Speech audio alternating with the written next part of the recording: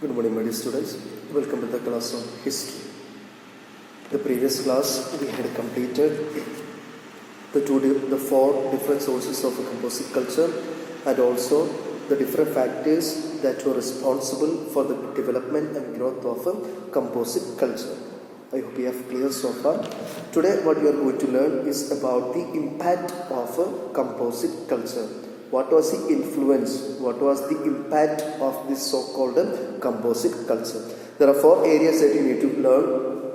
The first one is culture. What was impact of composite culture on the culture? Second, on the art,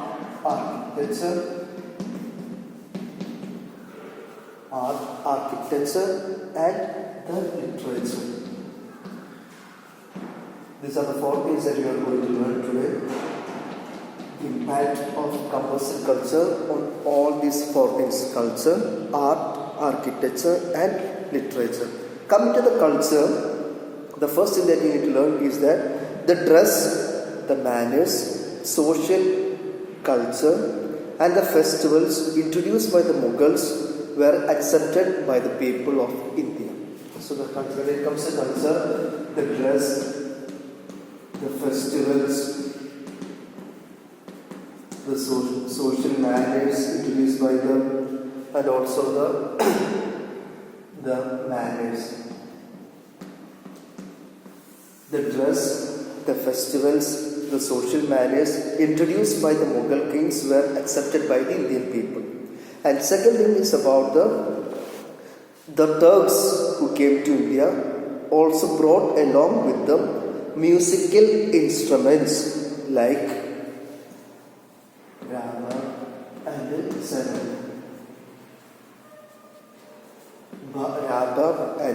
Sarangi. And these instruments also were used by the Indian people. And also they brought about Perso-Arabic ragas. They introduced into Indian music the Perso-Arabic ragas. So the Turks brought with them the musical instruments like Rabab and Sarangi, and they also introduced Persian-Arabic ragas. And next one is about the painting. The fusion of Persian and Indian style of painting illustrated, which means presented, the Persian books of fables, text of Mahabharata and Akbarnama, which means the stories from Mahabharata, the stories from the Persian books, the stories from Akbarnama, stories from all these books were illustrated in the painting. And Indian themes and scenes were painted with Indian colors like peacock blue and Indian red, which means they used the peacock blue and second one is the Indian red for painting Indian themes and the scenes. So there was a combination of a Persian and Indian style of painting, and they presented the stories from Mahabharata, from the Persian books, and also Akbarnama. And Indian scenes and themes were painted with Indian colors using peacock blue and Indian red. There is an important book that you need to remember, that is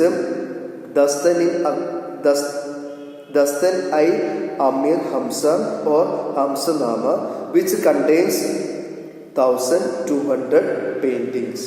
Okay, that remember that particular Hamsanama.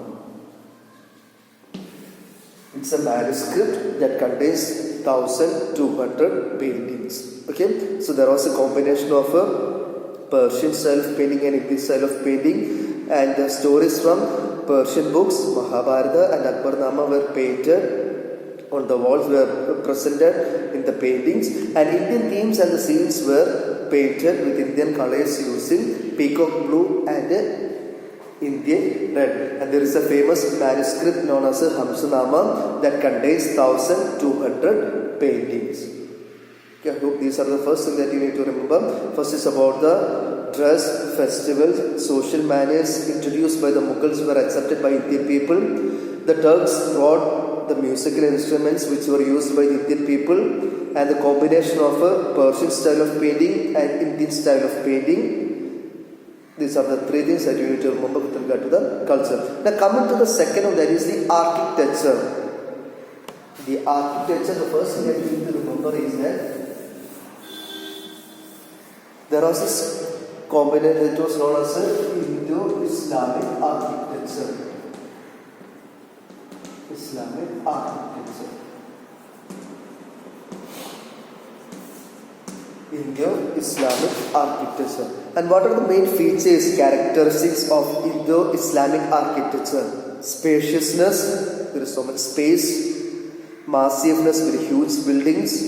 Majesty, which is very attractive, very good looking, and the width of it.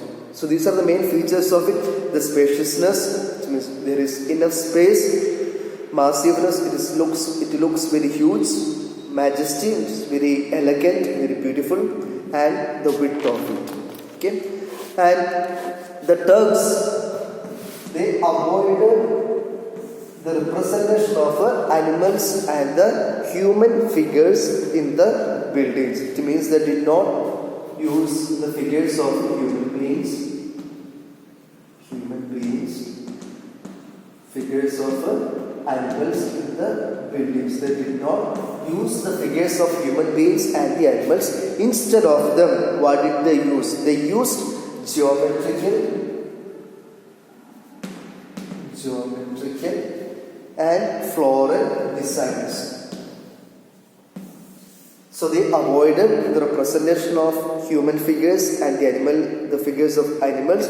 Instead of those things, they used geometrical and floral designs and panels of inscriptions. There used to be panels that contain the verses from a Holy Quran. Which means they wrote the quotes or the sentences, the verses from the Quran on the panels. And the Mughals the traditions introduced by the Mughals influenced the temples, the palaces, the fort that built by them, and the kingdoms there. Which means the Mughal traditions, the traditions of the Mughal kings influenced the temples that they built, the palaces that they made, and the fort that were built by the people. And many temples of Vrindavan and Golden Temple at Amritsar are examples for the influence of Mughal traditions. So in the field of architecture, remember the four important factors: spaciousness, massiveness, majesty, and width. And the Turks avoided the representation of human and animal figures. Instead of it, they used geometrical and floral designs and also the panels of inscriptions containing verses from the Holy Quran. And the Mughal traditions influenced the temples, palaces, and the fort. And there were examples for many temples of Vrindavan and the Golden Temple at Amritsar are examples for this. Now, coming to the last one, that is the language and literature. How was language and literature influenced? The first one, the Mughal rulers, they used the Persian as the language of administration, the language for the administration, and the language of the upper class. So the Mughal rulers administration, the Mughal rulers used the Persian language as the language for the administration and also the language of the upper classes. And the most important thing that happened was the development of Urdu. This was the most important thing that happened. That is the development of Urdu. And this particular Urdu is the mixture of, it means the combination of Persian, it's a mixture of Persian language, Arabic, Hindi, and other regional languages. regional languages. So Urdu is the combination or the mixture of Persian, Arabic, Hindi and other regional languages. And this in the beginning it was known by the Urdu was known by the term called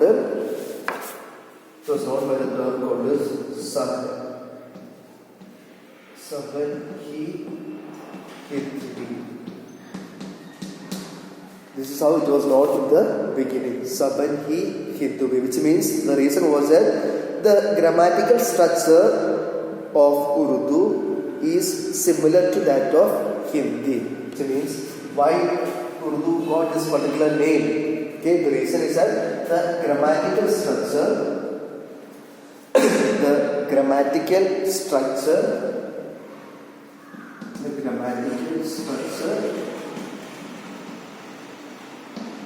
is similar to that of Hindi. That's the reason Urdu has got this particular name called Saban-hi-Hindubi, because the grammatical structure of Urdu is similar to that of Hindi.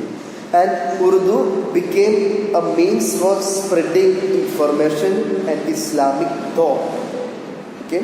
And they also began to translate Sanskrit books into Persian and Urdu. So there are two important languages at that time. First one is Persian, used for the administration and also for the upper classes. The most important thing is the development of Urdu, which means it is the mixture of the combination of Persian, Arabic, Hindi and other regional languages. And Urdu was known by the term called Saban-hi-Hindubi, which means the reason was that the grammatical structure of Urdu is similar to that of Hindi. And why did they use this? Why did the people use Urdu language? The reason was that they used it for spreading information and also to spread Islamic thought. And they began to translate Sanskrit books into both Persian and Urdu. So these are the things that you need to remember with regard to the impact of composite culture, art, architecture and literature. Now moving on to the next one, that is the Sufism and Bhakti movement. The development or the beginning of Sufism, of the Sufi movement and the Bhakti movement. That's the next topic that you are going to learn, the Sufism. On one side, yes, we are going to Bhakti movement. Sufism and Bhakti movement. And the combination of Indo-Islamic culture led to the development of two liberal religious reform movements. So these two are liberal religious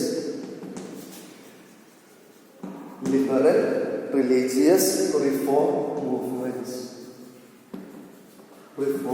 movements. And the reason was that Indo-Islamic culture. Indo-Islamic culture led to the development of two liberal religious reform movements known as Sufi movement and Bhakti movement. Sufi movement and Bhakti movement. And what are the common elements regarding these two movements? They always gave stress on the essential unity of Islam and Hinduism. It means there is an essential unity between Hinduism and Islam.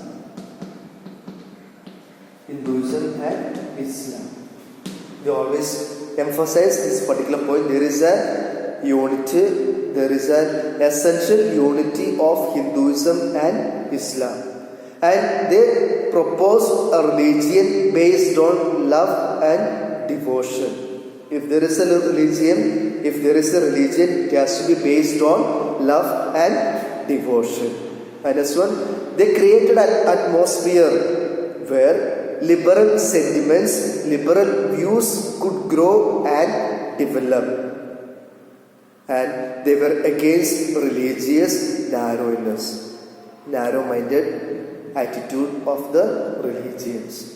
So they created an atmosphere where people could come and discuss about the liberal views, liberal sentiments, and they could grow these liberal movements. And they were against the narrow-mindedness of the religion. So these are the common things that you need to remember about this particular Sufism and Bhakti movement. So it began to develop due to Indo-Islamic culture. So they always give stress on the essential unity of Islam and Hinduism. They propose a religion based on love and devotion. They created an atmosphere, they created a time where people could come and discuss about the liberal views and sentiments, and they were against the religious narrow-mindedness. The next thing that you need to remember is about the Bhakti movement. Okay? Why did this particular Bhakti movement emerge in India? So these are the common things that you need to remember. Now coming to this particular concept of Bhakti movement. Bhakti movement, it emerged as a reaction against caste division and ritualism. Okay? This particular Bhakti movement began to emerge in India against the caste division, the division of the caste division that existed in India, and also against ritualism. So the Bhakti movement emerged in India as a reaction against these two things. That is the first one, the caste division. Second is the ritualism. So there are two people who began this particular Bhakti movement. Okay, and who are those people? First one is the Vaishnava saints, Vaishnava saints, and the Saiva saints. So these are the saints, these are the holy people who began this particular Bhakti movement. Vaishnava saints and the Saiva saints. And these Vaishnava saints were known by the term. They were known by the term called the Alvars, and the Saiva saints were known by the term called